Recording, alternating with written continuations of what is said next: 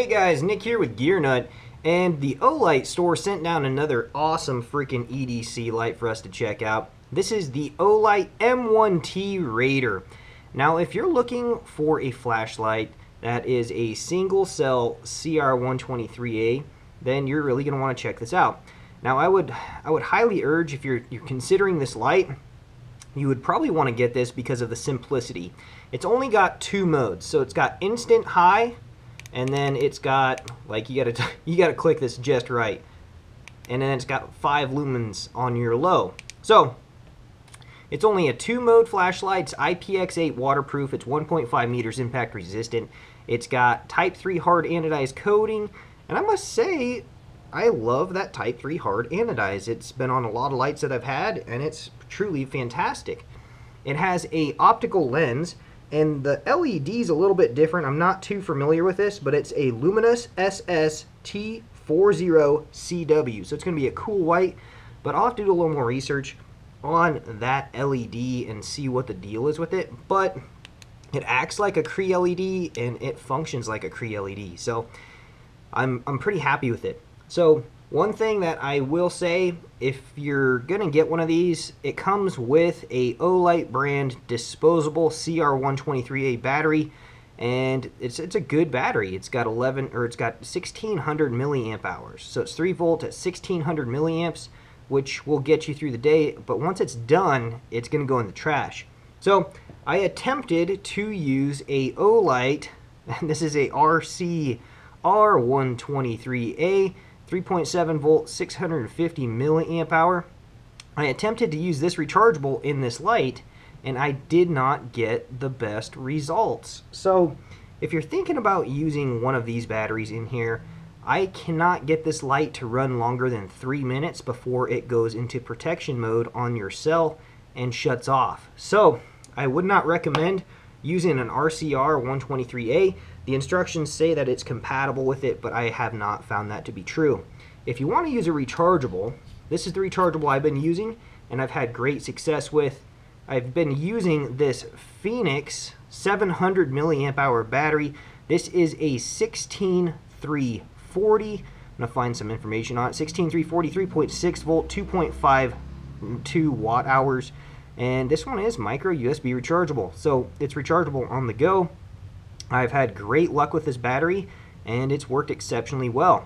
Now, Olight doesn't state that this thing is 16340 compatible, but with how the spring is inside of here, so you got a gold-plated little G down in the bottom. It's not a spring. It's actually more of a, what do I want to say? It's more of a contact point. But on your tail cap right here, this stud is actually sprung. So it's gold plated. I like seeing that. The threads are square, they're coarse, they're going to stand up to the test of time. So put it in, positive in, and it works out just fine. There's more than enough knurling on this tail cap to really get it threaded down and get the job done, get it tightened down, and it grips very easily. Same with the texturing right here, or the machining. It's very grippy. It's very easy to change those batteries out. I really like that. There is a lanyard hole or loop right here. It is really small, so you probably would have to use the Olight included lanyard. You know, the tail cap. The tail cap is really unique. I really like this design. It was a little funky when I first started, but as of now, I've adapted and I really like it. So it's got a rubber nippled top, so it gives you a good no slip contact point for your thumb or your finger. And then around the side right here, it is a polymer. So when you push this at an angle, it just goes straight up and down. So the polymer around the outside gives you a good solid surface. It's not going to bend and break a rubber boot or anything like that. It's truly, truly unique. I really like this design. So this little M1T Raider fills your hand, but there's not a lot of excess flashlight, as you see. So it's not a great impact light. You know, there's some cranulation up here around this bezel, but it doesn't really protrude enough to be a weapon light. So it's not too tactical, but it is pretty tactical because you have instant access to that 500 lumens.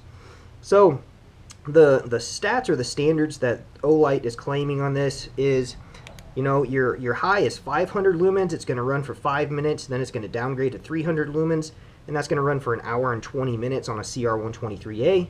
And when you get into your 5 lumens, this is the mode number 2. This is 5 lumens.